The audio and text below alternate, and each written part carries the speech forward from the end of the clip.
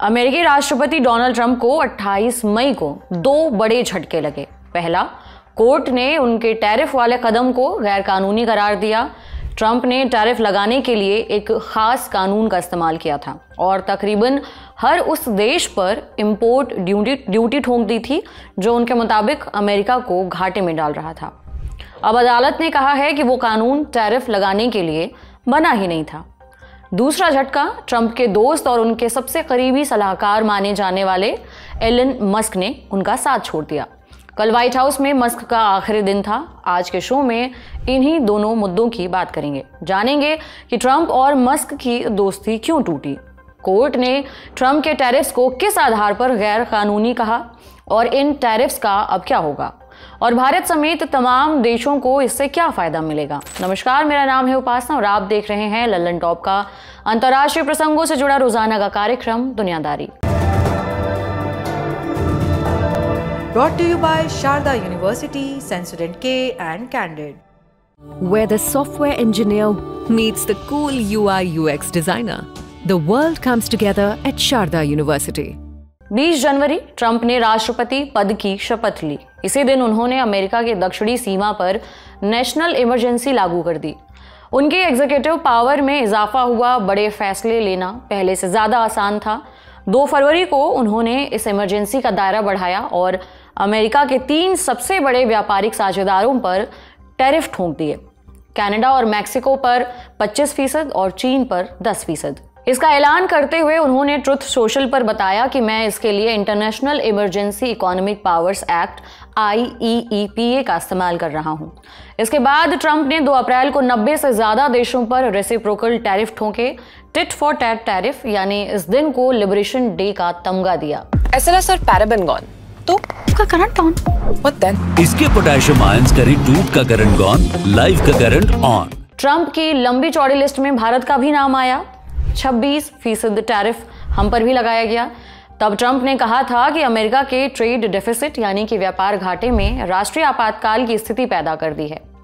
अर्थव्यवस्था लड़खड़ा गई है और यह हमारे लिए खतरा है। फिर 9 अप्रैल को ट्रंप पीछे हट गए।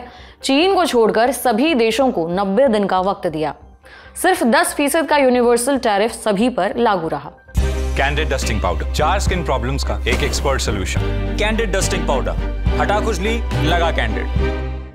ट्रंप ने यह सब कुछ करने के लिए IEEPA का इस्तेमाल किया। 28 मई को अमेरिका की कोर्ट ऑफ इंटरनेशनल ट्रेड यानी अंतर्राष्ट्रीय व्यापार से जुड़े मामले संभालने वाली अदालत ने ट्रंप के इस कदम को गैर कानूनी करार दे दिया। अदालत का कहना है कि ट्रंप ने हदें पार की हैं और उनके पास हर देश पर मनमाने टैक्स लगाने का कोई खुला लाइसेंस नहीं है। कोर्ट ने कहा कि अमेरिकी कांग्रेस, अमेरिकी संसद का अधिकार है टैक्स तय करना। राष्ट्रपति एक तरफा नहीं कर सकते। आपातकाल का हवाला देकर राष्ट्रपति ये पावर हड़प नहीं सकते। अदालत ने कई मुकदमों की सुनवाई करके ये फैसला सुनाया। ये मुकदमे खुद अमेरिकी कारोबारियों ने मिलकर डाले थे।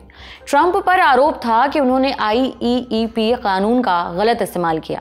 अब ये समझते हैं कि IEEPA आखिर है क्या। ये कानून बना था साल 1977 में। इसके तहत अमेरिकी राष्ट्रपति को स्पेशल ताकत मिलती है। अगर राष्ट्रपति राष्ट्रीय आपातकाल लागू कर दे तो वो विदेशी खतरों से निपटने के नाम पर आर्थिक लेन देन पर पाबंदी लगा सकता है, व्यापार रोक सकता है, निवेश रोक सकता है, पैसे जब्त कर सकता है। लेकिन ये सब सिर्फ तब किया जा सकता है जब अमेरिका की राष्ट्रीय सुरक्षा, विदेश नीति या अर्थव्यवस्था पर कोई असाधारण और असामान्य खतरा मंडरा रहा हो। लेकिन ट्रंप ने इस कानून को इंपोर्ट पर टैक्स लगाने के लिए इस्तेमाल किया। अलग अलग देशों पर अलग अलग वजहें गिनाकर मन माफिक टैरिफ लगाए। ऐसा किसी भी राष्ट्रपति ने पहले कभी नहीं किया, क्योंकि अमेरिका में टैरिफ लगाने के लिए एक और कानून है, ट्रेड एक्ट 1962 की धारा 232। इसके लिए बाकायदा जांच होती है, रिपोर्ट बनती है और फिर राष्ट्रपति उस रिपोर्ट के आधार पर फैसला लेता है। यानी यहाँ प्रक्रिया है, टाइमलाइन है, जांच पड़ताल है।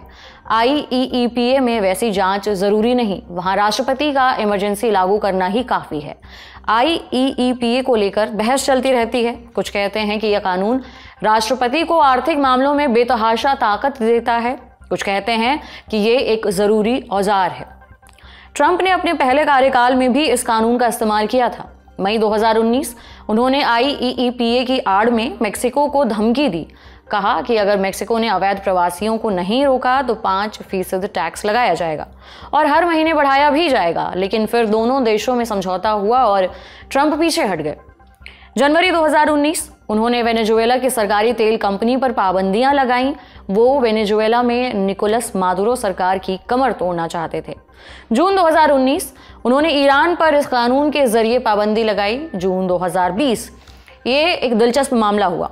इंटरनेशनल क्रिमिनल कोर्ट ने अमेरिकी सैनिकों पर अफगानिस्तान में युद्ध अपराधों की जांच शुरू की थी।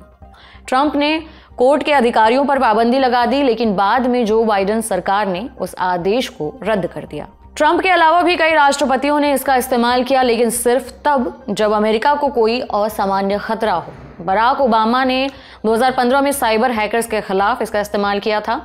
जॉर्ज बुश ने 9/11 के बाद आतंकी नेटवर्क के आर्थिक तंत्र पर वार करने के लिए। अब तक IEEPA के नाम पर 70 बार राष्ट्रीय आपातकाल घोषित हो चुके हैं।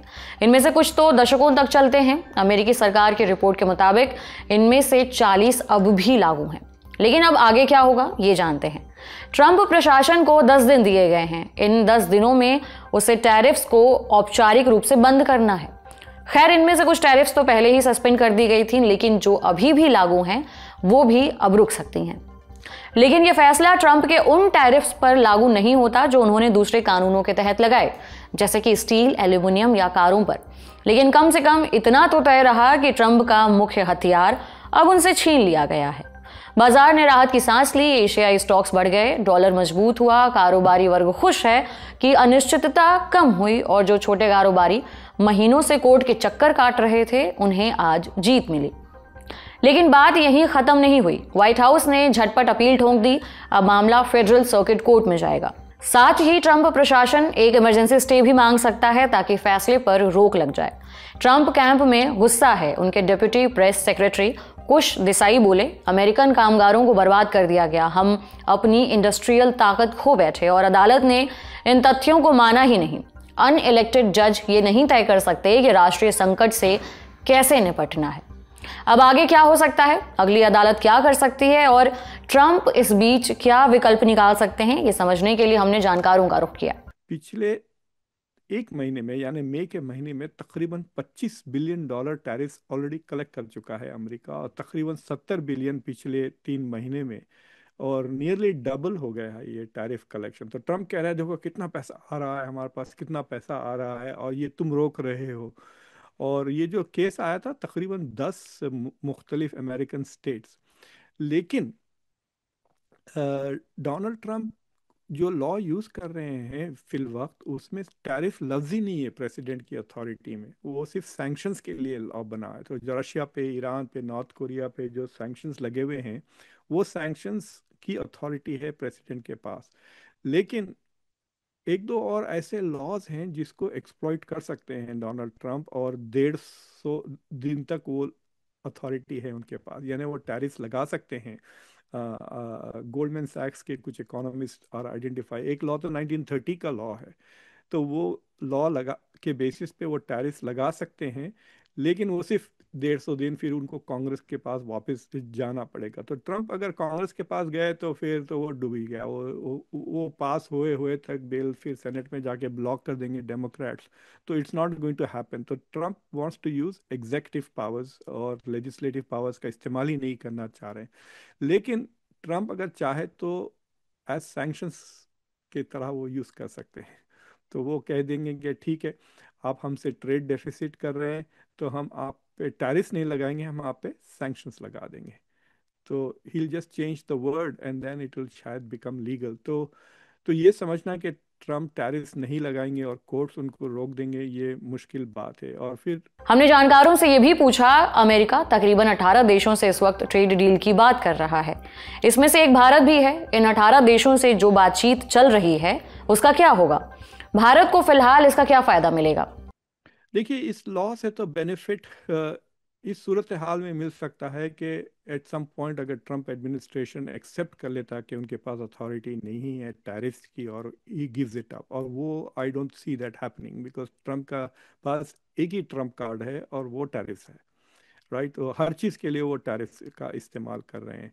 तो मेरे ख्याल से he is not going to give it up. और दूसरी चीज़ ये है कि ऑलरेडी द ट्रम्प एडमिनिस्ट्रेशन ने कोर्ट्स के खिलाफ जा चुकी है। फॉर एग्जांपल, एक जज ने ऑर्डर दिया था कि एल सल्वाडोर को जो डिपोर्ट किया जा रहा है वो ना करें, उस पर उन्होंने स्टे ऑर्डर कर दिया, लेकिन इन्होंने कर दिया।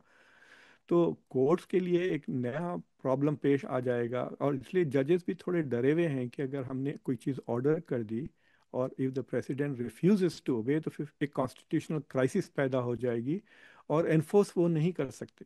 मतलब वो कैसा एनफोर्स करेंगे, क्योंकि ही हैज़ इम्यूनिटी। आप उसको अरेस्ट नहीं कर सकते डोनाल्ड ट्रंप को। अब ये और बात है कि मार्को रूबियो को अरेस्ट कर लें या ट्रेड सेक्रेटरी को या कॉमर्स सेक्रेटरी को अरेस्ट करके कंटेम्प्ट ऑफ कोर्ट में उसको जेल में डाल सकते हैं, लेकिन वो नौबत नहीं आई।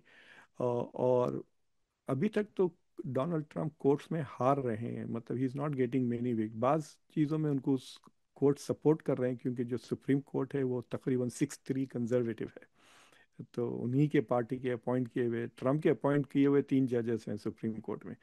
So he is hoping to get some support from that, लेकिन the judges are pushing back on her issue पर उसको he is having legal problems, so एक किस्म से frustration हो रहा है। But I think कि जो दूसरे countries हैं वो अगर इसका फ़ायदा उठाने की कोशिश करें तो Donald Trump can do lots of other things.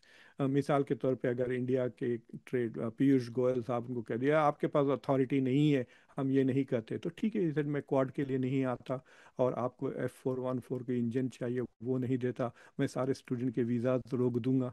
इस तरह के वो दूसरी चीज़ें कर सकते। ये तो हुई ट्रेड और टैरिफ की बात। अब एलन मस्क की बात करते हैं। एलन मस्क अब ट्रंप सरकार के साथ नहीं हैं। महज 5 महीनों में ट्रंप के सबसे ताकतवर, सबसे इन्फ्लुएंशियल करीबी सलाहकार बनने के बाद मस्क ने DOGE department of government efficiency से किनारा कर लिया है। 28 मई को एक्स पर उन्होंने लिखा, स्पेशल गवर्नमेंट एम्प्लॉय का तय समय अब खत्म हुआ, वेस्टफुल स्पेंडिंग यानी बेवजह खर्च घटाने की ड्यूटी पूरी हुई। मौका देने के लिए प्रेसिडेंट ट्रंप का शुक्रिया। लेकिन मीडिया रिपोर्ट्स का कहना है कि अंदर की बात कुछ और है और मस्क के लिए यह रिश्ता अब बोझ बन चुका था। जब ट्रंप ने सत्ता में वापसी की तो उनके साथ मस्क का ब्रोमांस सुर्खियों में था। फिर मस्क को डॉज का मुखिया बनाया गया। डॉज एक ऐसा मंत्रालय था जिसकी कल्पना खुद मस्क ने की थी। डॉज ने काम शुरू किया, खर्च कम करने के नाम पर हजारों कर्मचारियों को निकाला गया, मंत्रालयों का ढांचा तहस नहस कर दिया गया। फरवरी में CPAC कॉन्फ्रेंस में मस्क हाथ में चेंसा लेकर मंच पर चढ़े और बोले, कभी कभी सिर्फ 1 घंटे में अरबों डॉलर की बचत की जा सकती है। लेकिन जमीन पर असर वैसा नहीं रहा। मस्क अब भी अपने टारगेट से बहुत दूर हैं।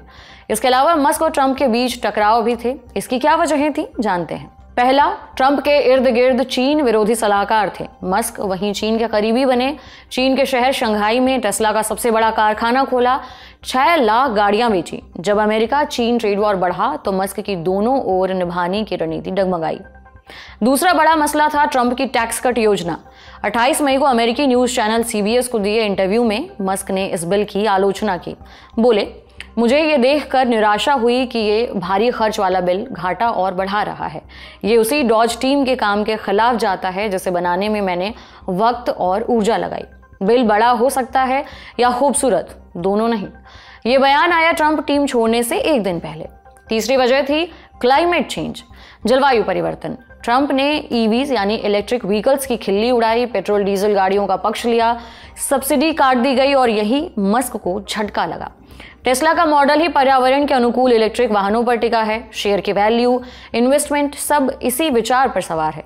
चौथी वजह है, न्यूयॉर्क टाइम्स की रिपोर्ट के मुताबिक ट्रंप की मिडिल ईस्ट यात्रा से ठीक पहले एलन मस्क ने व्हाइट हाउस में नाराजगी जताई। मामला था अबू धाबी में एक आर्टिफिशियल इंटेलिजेंस डेटा सेंटर बनाने का कॉन्ट्रैक्ट, जो उनके प्रतिद्वंदी OpenAI को मिला। OpenAI की स्थापना मस्क ने ही की थी, लेकिन अब वो सैम ऑल्टमैन से अलग हो चुके हैं। मस्क चाहते हैं कि उनकी कंपनी XAI को इस प्रोजेक्ट में शामिल किया जाए, मगर ऐसा नहीं हुआ।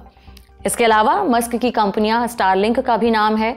रूस यूक्रेन युद्ध में स्टारलिंक ने यूक्रेनी सेना की जान बचाई, फ्रंट लाइन से डेटा भेजा, सिग्नल बनाए रखा, लेकिन ट्रंप रूस पर नरमी दिखा रहे थे।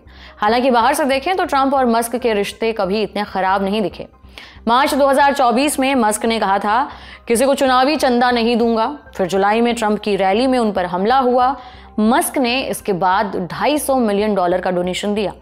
अगस्त 2024 में उन्होंने एक्स पर ट्रंप को बुलाया, कहा सरकार को सुधारने के लिए आयोग बनाइए, मैं हाजिर हूं। फिर ट्रंप ने सितंबर में इस पर हामी भरी। अक्टूबर 2024 में दोनों मंच पर एक साथ आए। नवंबर में साथ में स्पेसएक्स लॉन्च देखा। जनवरी 2025 में ट्रंप ने शपथ ली। मस्क मंच पर मौजूद थे। फरवरी में मस्क बेटे को साथ लेकर ओवल ऑफिस पहुंचे। मार्च में ट्रंप ने टेस्ला खरीदी बिना छूट के। बोले मस्क मुझे छूट देना चाहता था पर मैंने मना किया। लेकिन इन सब के बाद मस्क अब सरकारी काम से बाहर हैं और अपने निजी साम्राज्य में लौट गए हैं। एक्स पर आखिरी पोस्ट में मस्क ने लिखा, डॉज एक आदत बनेगा, सरकारी कामकाज में एफिशिएंसी लाएगा। हमारा बड़ी खबर सेगमेंट यहीं तक। अब सुर्खियों की बारी। पहली सुर्खी कनाडा से है। वहां की सरकार ने 400 पक्षियों को मारने का आदेश दिया है। वजह है H5N1 बर्ड फ्लू का बढ़ता खतरा। दरअसल कनाडा के ब्रिटिश कोलंबिया प्रांत में यूनिवर्सल ऑस्ट्रिच फॉर्म में 400 से ज्यादा शुतुरमुर्ग हैं। इनमें से कुछ में बर्ड फ्लू वायरस की पुष्टि हुई है। पशु चिकित्सकों का कहना है कि अगर इन पक्षियों को जिंदा रखा गया तो ये वायरस न सिर्फ दूसरे जानवरों बल्कि इंसानों के लिए भी गंभीर खतरा बन सकता है। इसी वजह से कनाडा की सरकार ने इन्हें मारने का आदेश दिया, लेकिन इस फैसले का विरोध शुरू हो गया है। कई लोग इन पक्षियों को बचाने के लिए आगे आए हैं। अमेरिका के health secretary Robert F Kennedy junior ने अपील की है कि शुतुरमुर्गों को मारने के बजाय उनका परीक्षण किया जाए ताकि इस वायरस के बारे में और जानकारी जुटाई जा सके। मशहूर फिजिशियन डॉक्टर मेहमेट ओज ने तो एक कदम आगे बढ़कर अपनी 900 एकड़ की जमीन पर इन पक्षियों को पालने की पेशकश की है। इसके अलावा एक अमेरिकी बिजनेसमैन ने भी अपने रेडियो शो के जरिए इन शुतुरमुर्गों को बचाने की गुहार लगाई है। H5N1 बर्ड फ्लू एक खतरनाक वायरस है जो मुर्गियों, टर्की, कबूतर और तीतर जैसे पक्षियों को प्रभावित करता है। ब्रिटिश कोलंबिया में 2022 से अब तक इस वायरस की वजह से 87 लाख से ज्यादा पक्षी मारे जा चुके हैं। दूसरी सुर्खी भी कनाडा से ही है। कनाडा के वेस्टर्न मैनिटोबा जंगलों में भीषण आग लगी है। 17,000 से ज्यादा लोगों की शहर से निकाला जा रहा है। पूरे इलाके में इमरजेंसी लगाने की घोषणा की गई है। मैनिटोबा के प्रीमियर बॉब किन्यू ने एक प्रेस कॉन्फ्रेंस में कहा कि ये कनाडा की अब तक की सबसे बड़ी निकासी है। पीएम मार्क कार्नी को उन्होंने घटना पर तलब किया। जल्द ही सैन्य हवाई जहाज लोगों को सुरक्षित जगहों पर ले जाएंगे। आग की लपटें इतनी ऊंची होने की वजह से सुरक्षा कर्मियों का इस पर काबू पाना मुश्किल हो रहा है। अगली सुर्खी जापान से है। 28 मई को ओनोसातो दाइकी नाम के पहलवान को सुमो का सबसे प्रतिष्ठित खिताब योकोजुना मिला है। सुमो रेसलिंग में ये सर्वोच्च सम्मान माना जाता है। पिछले 8 सालों में पहली बार किसी जापानी पहलवान ने यह खिताब हासिल किया है। दाइकी पिछले 28 सालों में सिर्फ दूसरे जापानी योकोजुना हैं। इससे पहले 2017 में किसेनो सातो को ये सम्मान मिला था। जापान के लिए ये इसलिए भी खास है क्योंकि सुमो यहाँ का राष्ट्रीय खेल है और दूसरा इस खेल के प्रति लोगों में जबरदस्त उत्साह है। लंबे समय से सुमो के इस शीर्ष खिताब पर मंगोलियाई पहलवानों का दबदबा रहा है। यह खिताब पाना इतना आसान भी नहीं है। परंपरा है कि पहलवान को लगातार 2 टॉप डिवीजन टूर्नामेंट जीतने होते हैं। अगर कोई पहलवान लगातार 2 बड़े टूर्नामेंट जीत लेता है तो परिषद उसे योकोजुना बनाने की सिफारिश करती है। फिर JSA का बोर्ड ऑफ ट्रस्टीज इस पर अंतिम मुहर लगाता है। 1600 के दशक से अब तक कुल 75 योकोजुना बन चुके हैं। और हाँ, एक बार योकोजुना बनने के बाद उस पहलवान को कभी डिमोट नहीं किया जा सकता है। आखिर में एक दुखद सूचना, अफ्रीकी मूल के केन्याई लेखक गुगी वा थियोंगो नहीं रहे। 28 मई की देर रात 87 साल की उम्र में अमेरिका के अटलांटा में उन्होंने अंतिम सांस ली। 1938 में जन्मे गुगी की लिखाई 6 दशक में छितराई हुई है, जो केन्या के एक औपनिवेशिक राष्ट्र से लोकतांत्रिक राष्ट्र में हुए बदलाव की यात्रा की गहरी पड़ताल करती है। 1952 से 1960 के बीच केन्या में हुए माऊ माऊ विद्रोह ने उनके जीवन को बदल कर रख दिया, क्योंकि सैकड़ों हजारों परिवारों की तरह इस दौरान गुगी के परिवार को भी डिटेंशन कैंप में रहना पड़ा। इसी दौरान की एक घटना है जब एक ब्रिटिश सैनिक ने उनके भाई को सिर्फ इसलिए गोली मार दी थी क्योंकि उन्होंने सिपाही के हुक्म की दावेदारी नहीं की थी, और इसका कारण ये था कि उनके भाई सुन नहीं सकते थे। साल 2021 में गुगी के कवितानुमा उपन्यास द परफेक्ट 9 को अंतर्राष्ट्रीय बुकर पुरस्कार के लिए नॉमिनेट किया गया था। वे ऐसे पहले लेखक थे जो किसी अफ्रीकी भाषा में लिखकर बुकर के लिए नॉमिनेट हुए थे। गुगी का जाना पूर्वी अफ्रीकन साहित्य में एक बड़ा सूनापन छोड़ गया है। ललन टॉप की तरफ से उन्हें श्रद्धांजलि। अगर आप उनकी लिखी कोई एक किताब पढ़ना चाहें तो वीप नॉट चाइल्ड जरूर पढ़ें। ये माऊ माऊ विद्रोह का एक मार्मिक दस्तावेज है। आज दुनियादारी में इतना ही। साथ ही सौरभ द्विवेदी के साथ इस हफ्ते के guest in the news room और बैठकी भी जरूर देखें। Guest in the news room में इस बार मेहमान हैं क्रिकेटर चेतेश्वर पुजारा और उनकी पत्नी लेखिका पूजा पुजारा। ये एपिसोड शनिवार 31 मई को ललन टॉप वेबसाइट पर और रविवार को यूट्यूब पर रिलीज होगा। वहीं बैठकी में इस हफ्ते देखिए और सुनिए जावेद अख्तर को हू नीड्स नो इंट्रोडक्शन। ये बातचीत 30 मई को ललन टॉप चैनल पर रिलीज होगी। अपना ख्याल रखिए, देखते रहिए ललन टॉप। शुक्रिया, शुभ रात्रि।